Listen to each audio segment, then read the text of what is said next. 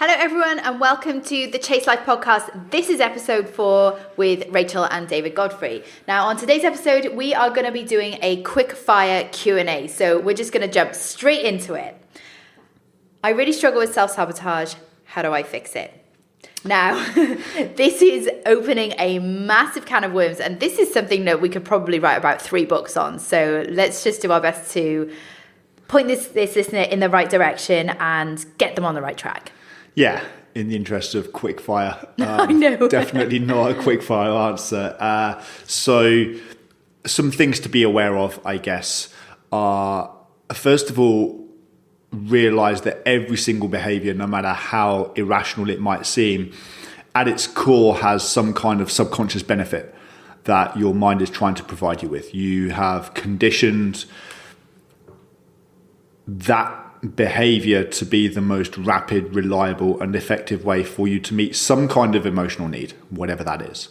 And so every single time that you procrastinate, or every single time that you emotionally eat or binge eat, or whatever your problematic behavior is, unconsciously there's some kind of need that it's trying to meet. So I think that's one of the places to start, is start developing self-awareness, dedicate yourself to personal growth, and once you can start identifying what the deep core emotional needs are, then you can start learning how to meet those needs internally. I think that's as succinct as I can get without diving into... Let's maybe just have an example of how somebody might self-sabotage around their body goals, for example. Okay, I guess using an example from the previous podcast, the human doing, if somebody has learnt to tie their self-worth to always feeling like they're busy and breaking through and achieving and overachieving, then food is a really common way that a lot of people in that kind of position learn how to switch their brain off and get some sense of release from all of the stress. So it's an opportunity for them to slow down the busyness of their brain and to not think for a while. Right, so there's obviously 2 things to be met there. One is, how do you meet that need to slow down? Because regardless of what's going on, we still need to be able to do that. And number 2 is the identity and self-worth stuff tied to work. Okay, next one. What strategies do you recommend for improving exercise and dietary adherence? Any mental shifts? Again, another massive topic. Yeah. Okay, so...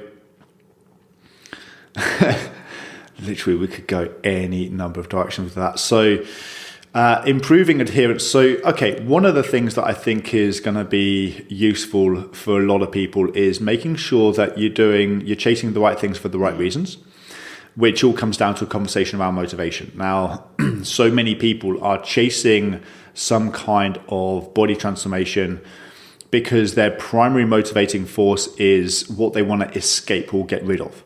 Not feeling good enough, feeling self-conscious, feeling like the fat friend, or whatever the emotional pain driver is, they're trying to get away from that. What that means is that if that's their only motivating force, that's not going to last long term. So we need to make sure that people have real clarity on what's the value that they are moving towards. What does making these lifestyle changes, what's the value that this adds to your life? Not just what it's eliminating and taking away, but what does it add? And most people have no idea. If you ask them what they want, they might briefly mention what they want and then go on to list 10, 20 things that they don't want and that they don't like and that they're trying to escape. So we have to make sure that people are getting real clarity on what they want to add into their life as a consequence, so that they can become emotionally rewarded when they do the behaviors that they want to do more of. And as a result, they're going to want to do it more.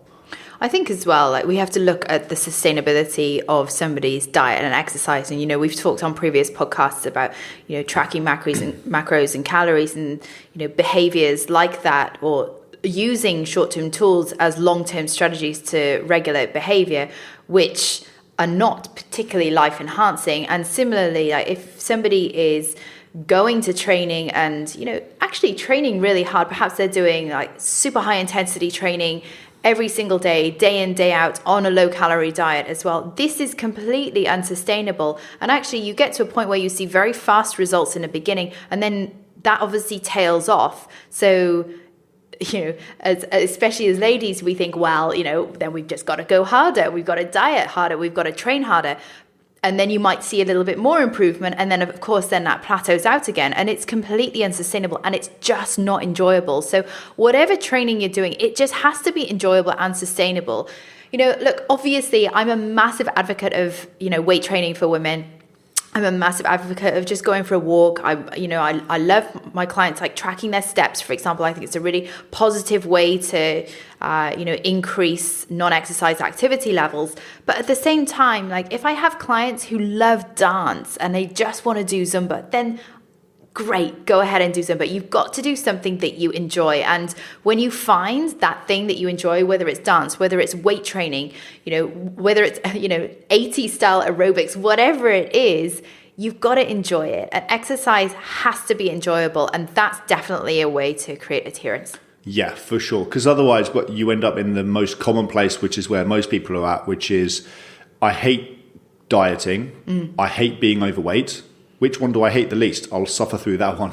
And sometimes it's like, I hate dieting the least. And sometimes that gets so bad, it's like, well, actually, I just don't care anymore. Exactly. And they swing between the two. Exactly. They swing back and forth because inevitably, after a while, there's always a, what's the point? Yeah. Because I'm not happy and I'm suffering anyway. So what's the point?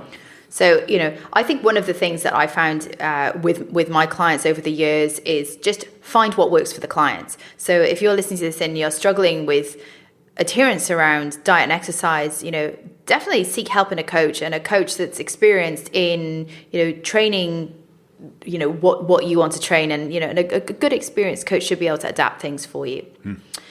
So next question, how long does it take to truly change your identity? Now, I love identity stuff, and we're going to do a whole podcast on identity, but I see a change in identity as literally a split-second decision.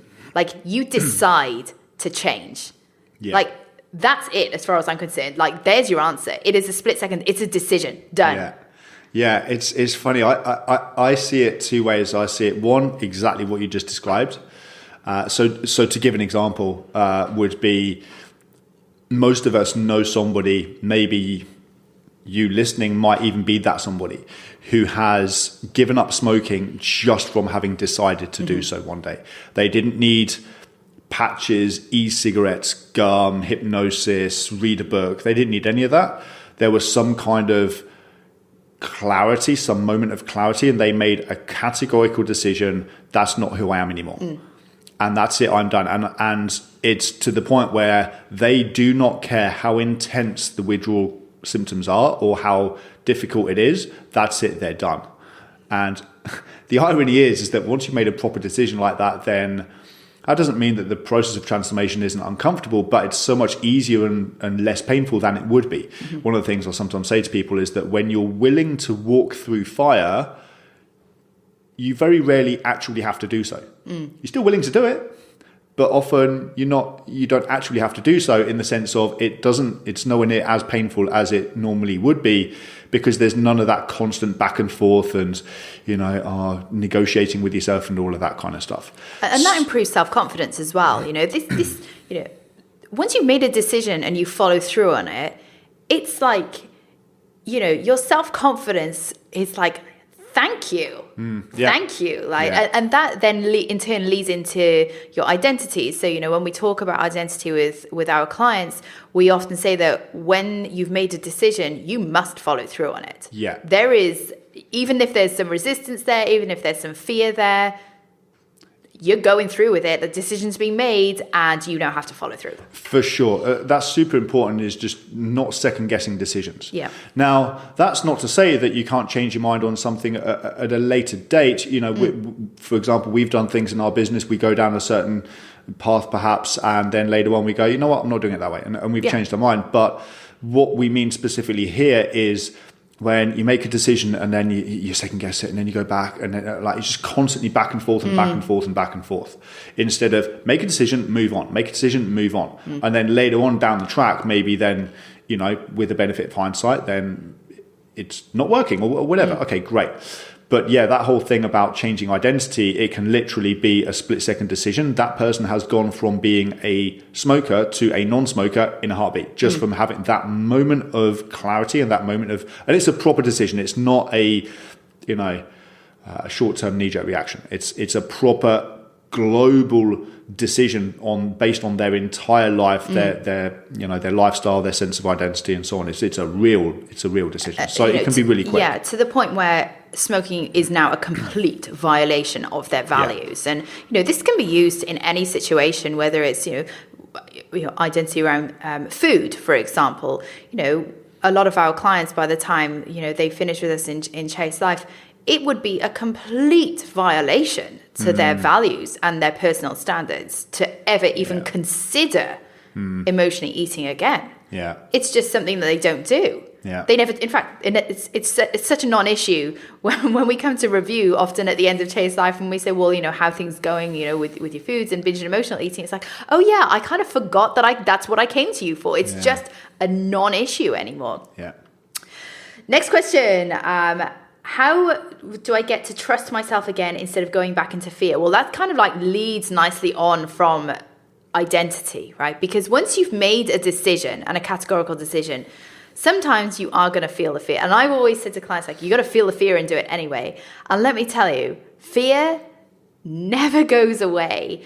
I don't know how many times that I've made big, fat, scary decisions in my life, in my business, oh my gosh, in fact, every area of my life every single major decision that I've made that has had also a huge element of fear, actually. And I'm not just going to say a little element of fear, a huge element of fear. And for me, it's a choice of, well, you either stay in your nice little comfort zone and you never grow, or you get out there, you go and do the decision that you've made, and you feel the fear and you do it anyway. Yeah. And for me, it's been more frightening. It's more scary for me to sit and stay still than it is to basically take a leap of faith. Yeah. And I think the debilitating type of fear that keeps people going round in circles is ultimately driven again by a self-worth thing. The fear of failure, at its core being, if I screw up, I'm going to look bad. And so I'm going to get judged by the people and blah, blah, blah. And more importantly, I'm going to judge myself. Because if I was enough, I wouldn't have screwed up. And so as a result, people are constantly doing anything and everything they possibly can in order to avoid the fear of failure. That's what causes people to go to the edge and pull away, and then go to the edge and pull away, or to grow at a monumentally slow rate because, it's instead of ready, fire, aim or whatever, it's ready, just getting ready to get ready. That's it, getting ready to get ready. But honestly, the fear is always there. It will never, ever, ever go away. And you ask people who've achieved the level of success that you want to achieve, either in your body, business, or lifestyle, they will always tell you it's always there. It's just how you manage it. Yeah, and I think the level of emotional freedom that we can get to and experiences where we start practicing trust and faith, right? Because So first of all, if you're moving into any area of growth, whether it's in your business or something else, and you absolutely have that bulletproof sense of self-worth and self-confidence, then great, you're not going to be debilitated by fear of failure, that kind of thing. But then there could also, be question marks in terms of, well, I want to achieve this goal, these goals, or, what's the potential downside and fear of uncertainty and fear of the unknown. But it's related, but it's also slightly different in the sense that now it's a relationship with life and making your happiness dependent on things always going the way you want them to, instead of realizing that the future is 100% uncertain. You never have a guarantee. No matter how likely something is, no matter how many fail safes you put in place, nothing is ever 100% guaranteed. And so when you can accept that, you're able to make bold decisions. And obviously you're going to make smart decisions. You're going to cover, if something just has a downside that just isn't worth it, then you're not going to do it. You're still going to be sensible about stuff, but you're willing to take risks and you're willing to make bold decisions and grow and accept the consequences if it doesn't go the way you want it to. But a sense of faith is a sense of trust and backing yourself, whereby you're able to look at it and say, I don't know exactly how things are going to play out, but if bad things happen, I'll deal with it then. I'm not going to waste my life now worrying about it. And it's funny because our clients, for example, one of their biggest fears when they come to us is, well, what if this doesn't work for me? And that fear overrides all of the pain that they are in right now, really struggling with debilitating binge and emotional eating, debilitating self-worth, low confidence, stress and overwhelm that is just beyond debilitating. Like, they're having breakdowns a lot of the time. And yeah, sure, not all of our clients are at that stage, but a lot of them are. And then they're worried about the future. Yeah. And as if the pain of now isn't already enough. Yeah. The ironic thing about the fear of failure is that it guarantees failure. Yeah. As in, if you listen to the fear. Yeah. If you fail to act, you are 100% guaranteed to fail. Yeah. So it becomes a self-fulfilling prophecy, and all of this is coming from a place of having been there and done it. Like both of us have done, completely. Perfectionism and the fear of not being good enough and holding back from things and so forth. But yeah, fear of failure is become self-fulfilling. What advice would you give to a new online health and fitness coach to stand out and build momentum? Well, for me personally, if I was going to give advice to anybody coming into the online world, it would be just do you. Don't do anybody else. Don't copy the way that anybody else does things. Just show up and just do you, because your clients come to you for you, and you got to show up as who you really are, not who you think you should be. And now when we're faced with the online world, and I guess that comes into our next question as well, which I'm going to tie into this, is how do you deal with the fear of being judged in the online world? And I think when you're new to online health and fitness, you have this massive fear of being judged. Look, let's be honest here, the online world is sometimes not a particularly nice place to be. People think that they have the right to basically bully online, which is completely unacceptable. And I think we should actually take a stand against that. And this isn't about being right or wrong. A lot of people come, let's just look at like Facebook and Instagram, for example. You have people come on to profiles and feel like it's appropriate to share their opinion on things, to bring other people down, to essentially bully. And that's what it comes down to. Now, I, for one, I will not tolerate bullying in any form, on any platform. And I think as an industry, in personal development, in fitness, and in consulting, like, we all need to take a stand on this. And I've always said, like, if you can't say something nice, don't say anything at all. If something triggers you, that says everything about you and nothing about the person who is ruffling your feathers. And so when it comes to this fear of being judged, this also comes down to your identity and who are you messaging towards? You're not. So we see so many, health and fitness professionals writing these super complicated articles like they're trying to show off to their peers. I'm sorry, that's not helping your clients. You need to be very specific about who your clients are and write for your clients. Show up for your clients exactly who you are, not who you think you should be. If you're going to come in here and be all about, look, I'm as evidence-based as they get. I'm a physiotherapist, and I've spent many years at university. Right, I know how to read science. And working in ICU, reading blood work. And I've worked in ICU, right? But I'm not coming in here making sure that everything is 100% backed by science, because you know what? Some of the things that I do with clients is not backed by science. That is the art of coaching, and I'm not going to produce these like super clinical reports and super clinical, blog posts to show off to my peers, because quite frankly, I couldn't give a two shades of shit what my peers are doing. The only thing that I care about is my clients, period. And so as a new online health and fitness coach, you got to come in here and do exactly the same thing. Talk to your clients. Ignore all of the other noise that's going on. You got to talk to your clients, because that's how you're going to help them. Nice. Anything else to add? No, I'll stick with that. Next one. What are your thoughts on reverse dieting?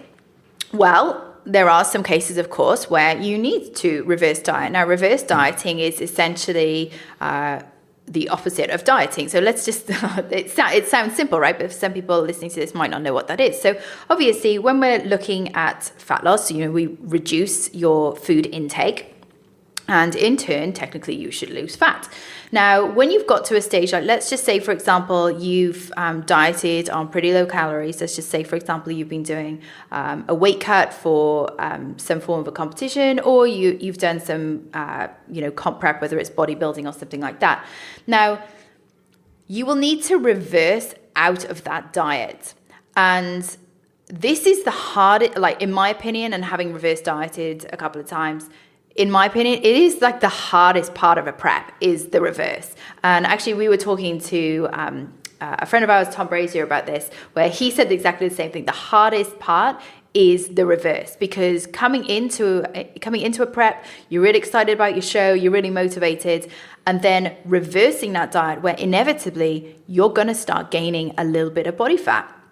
As your volume of training also then increases, you've got to eat to support that, and we've got to bring your calories back up to essentially a baseline where you are healthy and you're essentially at a maintenance weight. So reverse dieting is absolutely necessary in many cases.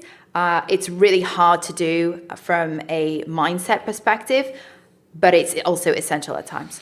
I've got 2 cents to add to this as well.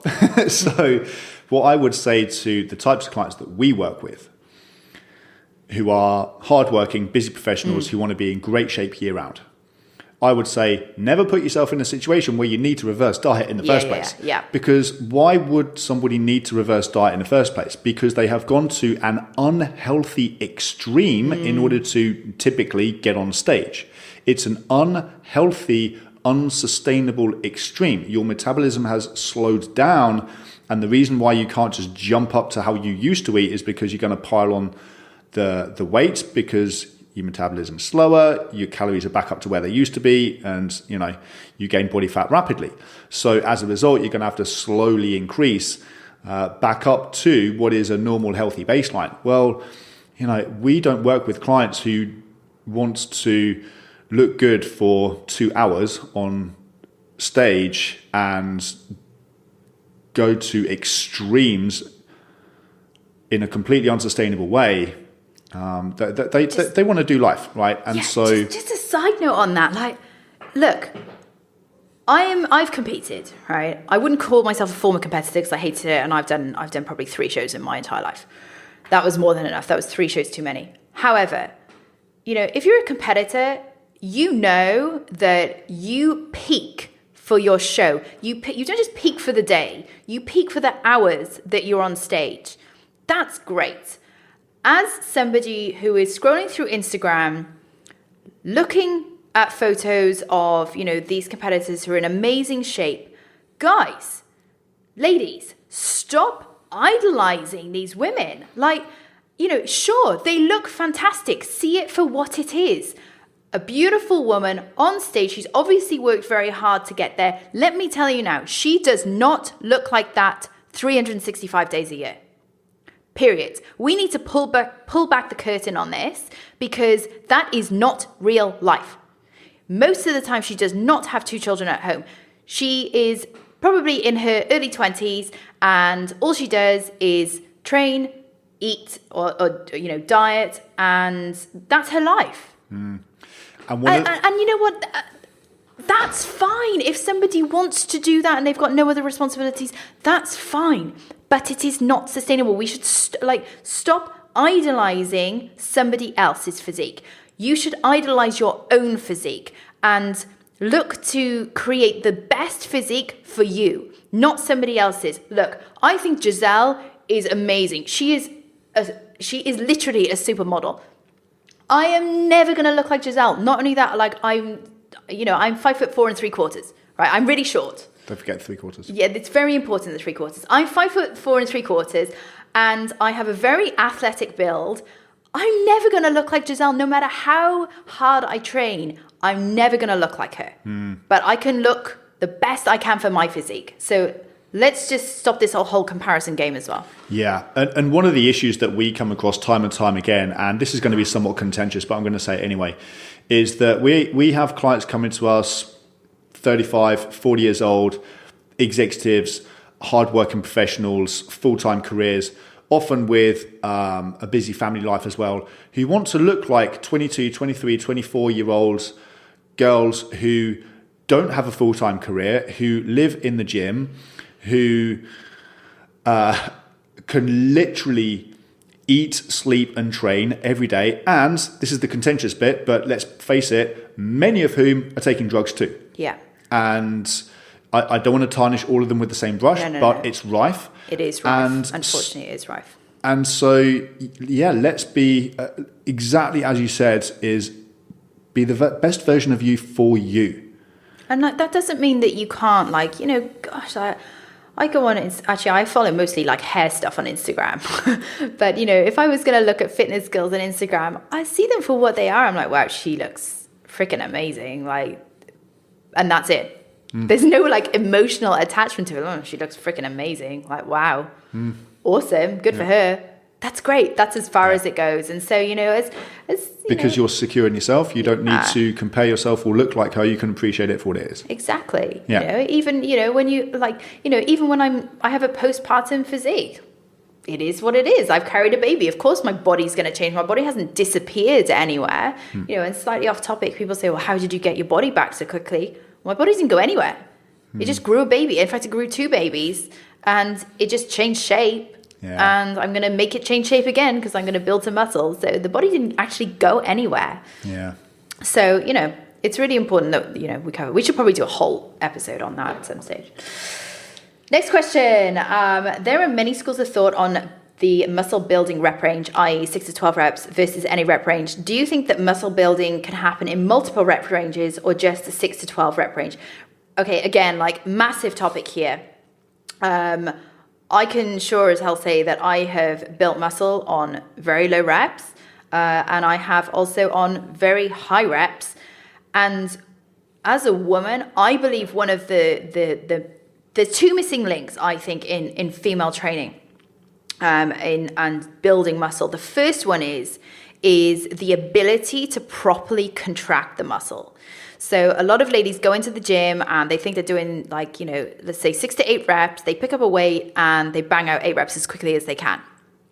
There might be like a little bit of a pump and like a little bit of a sensation in the muscle, but there's no proper contraction. You know, every single rep that I do, if it's a sort of a, you know, one of these sort of 6 to 8 rep ranges, for example, when I'm visualizing my training and I'm actually lifting, I'm thinking, how hard can I squeeze that particular muscle group? That in itself can actually change a physique. Now, by the way, when you try this, if you're implementing this, you are going to need to drop the weight when you start doing this. So that would be the first thing. And the second thing would be making sure that you have time and attention. So again, time and attention means how long your lifts go for. So for example, you know, you can bang out like 10 reps of a squat in, you know, less than 20 seconds if you wanted to, you know, 1 second up, 1 second down. But if you really want muscle growth, we have to look at the time and attention, especially for the eccentric portion of the lift. So for example, with the squat, it would be the lowering phase of the lift. Now, I like a slightly slower tempo of 4010 or 3010, which would mean 3 or 4 seconds on the way down and then 1 second on the way up. So let's just say we're using 4010. That's 5 seconds for each rep of the exercise. Now that has a significant what's the word? Carryover? Yeah, significant carryover to building muscle rather than just, you know, yes, of course, weight is important and we want to get strong. But sometimes, you know, I see ladies all the time, they say, well, I can squat body weight. And let's just say they put 60 kilos on a bar and they're doing quarter reps at a really short rep range and really quickly. Well, what if you actually had 30 kilos on the bar? You did 4010 tempo, so 5 seconds each rep.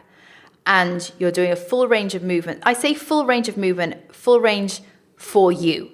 So, some people don't have the orthopedic profile in order to be able to squat butt to floor, for example. But, we have to look at what is an appropriate range for you.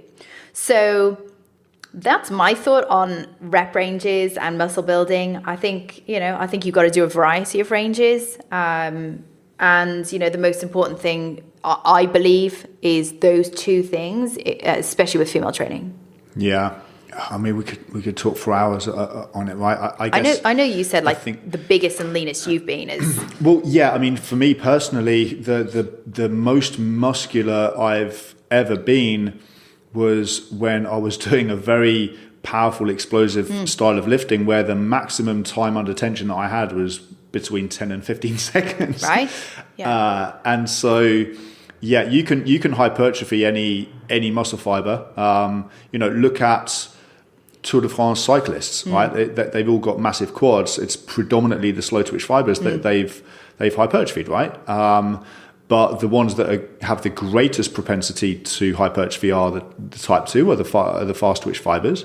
So if you look at the mechanisms required for building muscle, as Brad Schoenfeld describes, you've got three mechanisms. You've got mechanical tension, then you've got muscle damage, and then you've got the buildup of metabolites in that order of priority. So the first port of call being mechanical tension, meaning you have to be able to contract the muscle you want to hypertrophy, right? So if you're doing, I don't know, thrusters or like glute bridges, but using your quads the whole time, you're not going to grow your glutes. Right? But yeah, you have to be able to produce a high degree of force in the muscle that you want. But in order to be able to do that, you have to be connected to that muscle, just like you were describing. So I think, yeah, you need to, I think a lot of ladies are not emphasizing getting strong with good form. And I think, you've got two ends of the spectrum. Like you've got the guys that are just meatheads, that are just load the bar, and then you've got the form Nazis who everything's like, oh, you have to like have perfect form and so on. And the truth is, you need both. You do need both, and I've also been on both ends of the spectrum. When I first started lifting, I was actually 13, and so therefore I was doing very strict controlled weights, and then I went into bodybuilding, and I had a bodybuilding coach. He was a total meathead, and I learned so much from him, and he was an amazing Polish bodybuilder. And then I went, obviously, being a physio, I went down the, form route again, so much so that I then lost my gains. And so there is a kind of like, especially when you're more advanced with your lifting and, you've got that body awareness, I think you can, you got to do a bit of both for sure. All right, last two questions. Speaking of muscle, but this is a different muscle. How do you build your self-confidence muscle? So, again, monstrous topic, could take forever. But in the interest of being succinct, I sometimes describe it as both an inside out and an outside in job. And what I mean by that is you have to do the inner work. You have to do the inner work, working on self-worth and your ability to regulate and manage your state internally, independently of what's happening outside. But also, in addition to doing work around that, let's say you're doing work on your sense of identity and who you are, and practicing believing in yourself, the way that you communicate with yourself, right? That would incorporate part of the inner work is we communicate with our minds unconsciously using three primary mechanisms. One is your physiology, the way that you use your body. That's a massively overlooked area that a lot of people don't realize. Secondly, your internal dialogue. A lot of people realize that, how they talk to themselves. And thirdly, are the types of images and internal movies that you play inside your mind. And so we're constantly doing this second to second throughout the day, communicating with our unconscious mind to tell us how to feel moment to moment. So you absolutely need to be using and practicing that inner work to transform your relationship with yourself from the inside out. However, if you're doing that and you're sending all of these signals to yourself, like, I'm amazing, I can do anything, I'm bulletproof, I can break through, I can adapt and overcome, etc., but you don't back it up with action, now you're sending contradictory signals to your brain. Every single time that you get that piece of intuition that tells you, I need to speak up in this meeting, I disagree with what that person said, and you hold back and you hesitate, what you're doing is you're reinforcing to your brain that this is something to be feared, or reinforcing to your brain a message about yourself. I'm not important enough to have my opinion heard or whatever it is. So you have to do the inner work, but you also have to do the outer work. And it requires both. But I think often people are heavy on one side or the other. A lot of people are heavy on the externals. Like just go out there and break through and speak up for yourself and practice doing that. And that's awesome. It's great that they are pushing themselves to do that. But if you're not doing the inner work, it doesn't have a foundation to be built upon. Equally, a lot of people will sit at home and meditate their way through, like try and meditate through life or isolate themselves in a cave for 18 months and then re-emerge into the world and realize they don't know how to do life. Yeah. So we got to do both. I think, one of the takeaways here is actually having a personal policy about if you know that there's a decision to be made, make the decision. And there is also a personal policy over when you know that something needs to be done, you do it. So whether that's speaking up in a meeting, the way that you show up, because self-confidence is a skill and that skill needs to be practiced time and time and time again. And it might be small things to begin with, and they then become greater things, and obviously then the knock-on effect from there. Yeah, and don't wait to feel ready. Right, I think one of the mistakes a lot of people make with the inner work is that they think that doing the inner work means that when I go out there and do this stuff in the real world, it's just going to be totally easy and pain-free. And yeah, don't wait to feel ready. Don't wait for it to feel easy. Go out there and do it anyway. Which brings us to our last question. Do you think that your peer group is important to your happiness and your growth? Yeah, great question. So my answer is yes and no to this one. Yeah, so is mine. Yeah, so I think we have to take the most important place, I believe, for people to start is to start taking complete ownership for how they feel and their personal values and standards and how they operate in life. And because that typically tends to be the place that most people perhaps don't have enough understanding or just experience whatever in it, it's often neglected or overlooked or people are just fundamentally just ignoring it. So I think that's the place to start. Is we can't go through life blaming other people or circumstances for how we feel or what's going on. We have to take complete ownership. Now, that being said, we also have to recognize the unconscious impact that your peer group is going to have. It is going to have an impact. Now, the way that it's going to have an impact is it's going to influence you.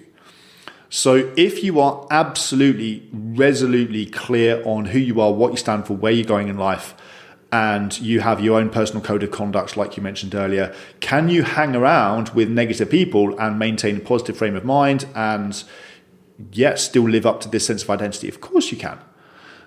But you're probably going to have to practice it and reinforce it and reconnect with that more.